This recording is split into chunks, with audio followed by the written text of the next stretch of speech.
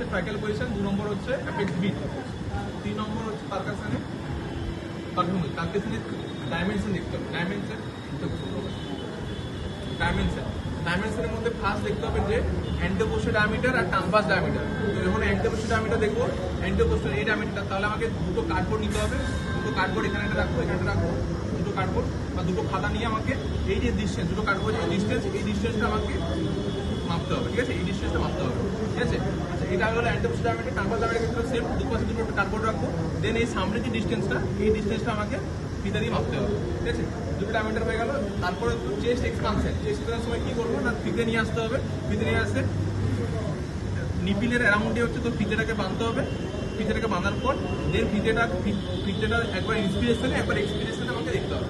তো একবার ইন্সপিরেশনের সময় কি হবে, চেস্ট হচ্ছে আপ হবে। তো প্রথমে পেছনকে এক্সপিরেশনের সময় আমরা দেখলাম যে ইন্সপিরেশনের সময় দেখছি যে কতটা বাড়লো, ঠিক আছে? এটা হচ্ছে চেস্ট এক্সপানশন। চেস্ট এক্সপানশন দেখার জন্য যদি নর্মাল পেশেন্টের ক্ষেত্রে মোর দেন 3 সেন্টিমিটারের বেশি যদি এক্সপানশন হয় তাহলে সেটা নর্মাল, কারণ ইন্সপিরেশনের সময় চেস্ট ফুলবে। যখন আমরা কি করছি, এক্সপিরেশনের সময় মাপটা নিয়ে নিলাম, এরপর ফিতে দিয়ে মাপটা নিলাম। এবার বলবো শ্বাস নাও, তো শ্বাস ছাড়ো, দেখি ছেড়ে দাও, এবার শ্বাস নাও। এবারে আমাকে দেখতে হবে যখন ছেড়ে দাও, ঠিক আছে? ছাড়া অবস্থায় রয়েছে শ্বাস নাও, এবার দেখতে হবে যে কতটা বাড়লো, ঠিক আছে? তো এটা হচ্ছে ইন্সপিরেশন এক্সপিরেশনের। যদি আমরা দেখি 30 সেন্টিমিটারের বেশি যদি বাড়ে তাহলে সেটা হলো সিগনিফিকেন্ট, সেটা হলো নর্মাল। লেস দেন 3 সেন্টিমিটার যদি হয় তাহলে সেটা হচ্ছে বুঝতে হবে কিছু অ্যাবনর্মালিটি রয়েছে, ঠিক আছে?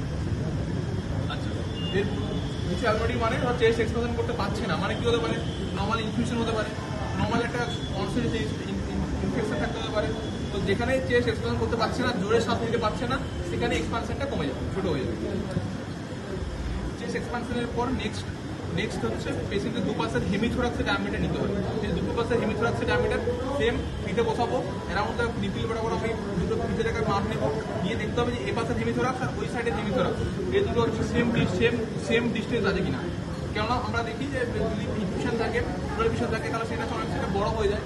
প্রোলেভিশন থাকলে যেহেতু বেশি ফ্লুইড ভরে রয়েছে জন্য বড় হয়ে যায়। সুতরাং দুপাশের হেমিথোরাক্সের ডায়ামিটার আমাকে নিতে হবে, ঠিক আছে?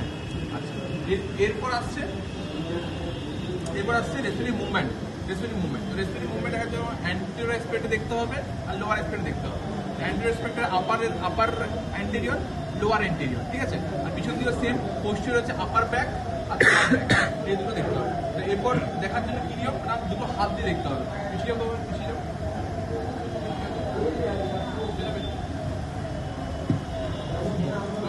এই জন্য কি হবে না, যখন আমরা দেখবো তখন হচ্ছে পেশেন্টের দুটো হাত রাখতে হবে। দুটো হাত কীভাবে রাখবো না, দুটো অ্যান্টিও চেস্টের উপর দুটো হাত রাখবো, দেখে একটু হালকা স্কিনটা একটু ফোল্ড করবো, দিয়ে লোকের শ্বাস নিতে শ্বাস নিতে হবে। তুমি শ্বাস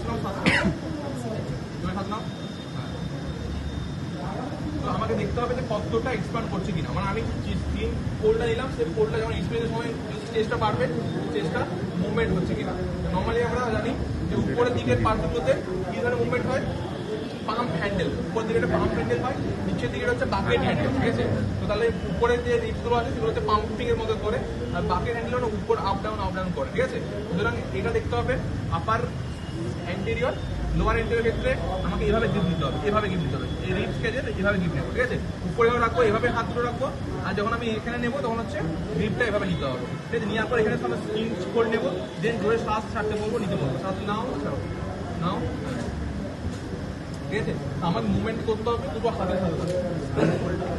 স্কিন ফোল্ডটা নেওয়া হচ্ছে, স্কিন ফোল্ড যখন আমি টিপে রয়েছি এক্সপ্রেশনের সময় যে স্কিন ফোল্ডটা সরে গেল, তাহলে এটা ভিজিবিলি আমরা দেখতে পেলাম যে না কিছু এটা মুভমেন্ট হলো, এই জন্য।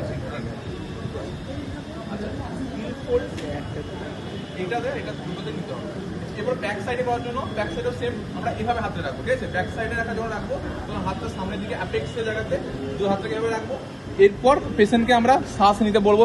শ্বাস নিলে কী হবে, সামনের দিকটা উঠবে, ঠিক আছে? তুমি শ্বাস নাও জোরে, শ্বাস নাও জোরে, হ্যাঁ। দেখ ইন্সপিরেশনের সময় হচ্ছে সামনের দিকটা উঠবে, আচ্ছা? এরপরে নিচে এরপরে যখন আমরা ব্যাক সাইডটা দেখবো তাহলে অ্যান্টিরিয়রে আপার আর ব্যাক, আপার আর লোয়ার, তেমনি হচ্ছে পোস্টিরিয়র হচ্ছে আপার আর লোয়ার, দুটোই দেখতে হবে। তো লোয়ার যখন দেখবো তখন সেম আমার গ্রিপটা এভাবে নিতে হবে যেমন সামনের দিকে নিয়েছিলাম, আর এখানে একটু হালকা স্কিন ফোল্ড নিতে হবে। স্কিন ফোল্ড নেওয়ার পর শ্বাস নাও, জোরে শ্বাস নাও, হ্যাঁ, শ্বাস নাও জোরে, এই দেখ সুন্দর উঠছে নামছে, ঠিক আছে? তো এটা দুদিকেই করতে হবে, সামনে পিছনে দুদিকে। এটা